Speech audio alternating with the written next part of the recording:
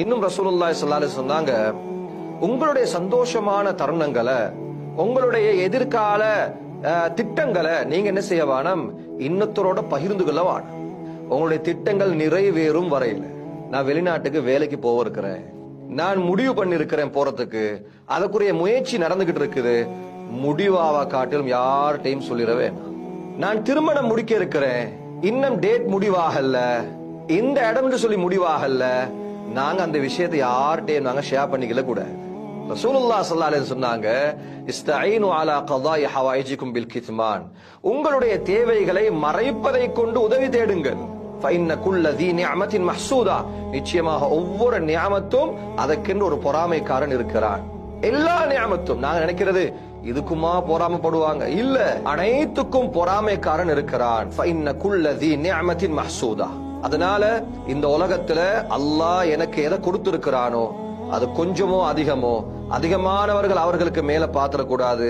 அதனால்தான் இஸ்லாம் சொல்லுகிறது, துனியாவுடைய விடயத்துல நீங்க உங்களுக்கு மேலுள்ளவர்களை பார்க்க வேண்டாம். ஒரு இமாம்கிட்ட ஒரு ஆள் கேட்கிறாரு, பேராசையும் பொறாமையும் என்ன விட்டு போறதுக்கு நான் என்ன பண்றது? பேராசை வரக்கூடாது, எனக்கு பொறாமை வரக்கூடாது, இந்த இரண்டு கெட்ட குணங்களும் என்னிடம் வராமல் இருக்க நான் என்ன பண்ணணும்?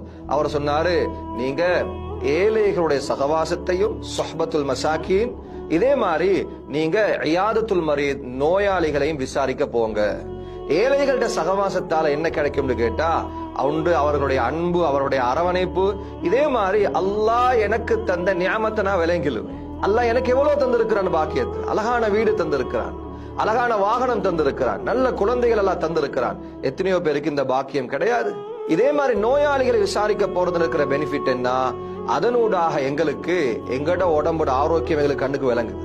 அதனால இஸ்லாம் சொல்லுது, நீங்க அடுத்தவர்களை வச்சு உங்களை நீங்க ஒப்பிட வேணாம். துன்யா விஷயத்துல, ஆகிரா விஷயத்துல நீங்க அடுத்தவர்களை ஒப்பிட்டு பாருங்க, உங்களுக்கு மேலுள்ளவர்களை பாருங்க. ஒரு ஆள் ஹஜ்ஜி செய்யறாரா, நானும் ஹஜ்ஜி செய்யணும்.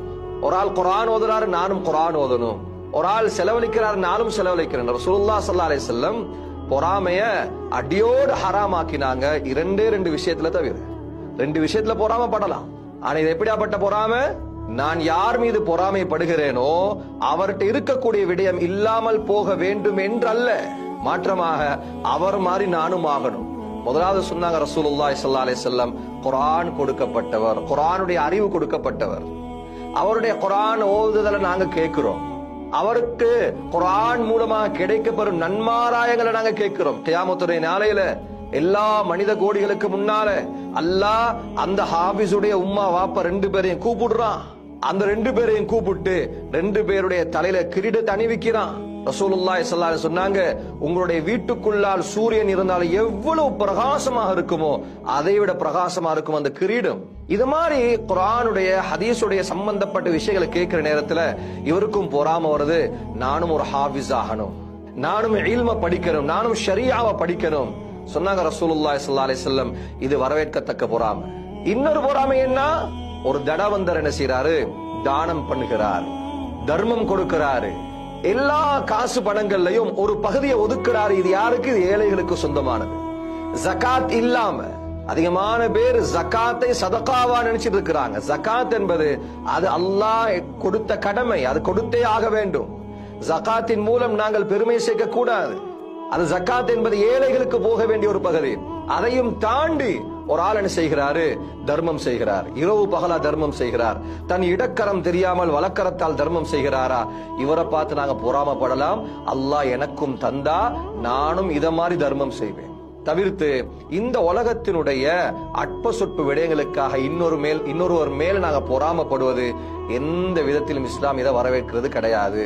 அதனால நாங்கள் வாழும் காலமெல்லாம் அடுத்தவர்களுடைய பொருளை பார்த்து ஆசைப்படாமல் கொடுக்கப்பட்டதை கொண்டு நாங்கள் திருப்தியான நிலைமையில வாழுவோம். வாசிப் அலி வாசிப் என்று சொல்லக்கூடிய மிகப்பெரிய ஒரு பேச்சாளர், அவர் சொல்லுவது உண்டு, என்ன, என்னிடத்திலிருந்து ஒரு நியாமத் பறிபோய்விட்டால், என்னிடத்திலிருந்து ஒரு பாக்கியம் பறிபோய்விட்டால் நான் உடனடியாக விளங்க வேண்டிய விடயம் என்ன தெரியுமா?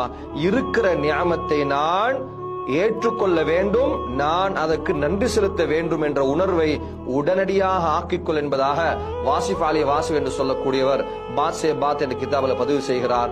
வல்லல்லாஹு சுப்ஹானஹு வ தஆலா நம் அனைவரையும் இறுதி மூச்சு வரையில் அவன் விரும்பியபடி வாழ வைப்பானாக. அஸ்ஸலாமு அலைக்கும் வரஹ்மத்துல்லாஹி வபரகாத்துஹு.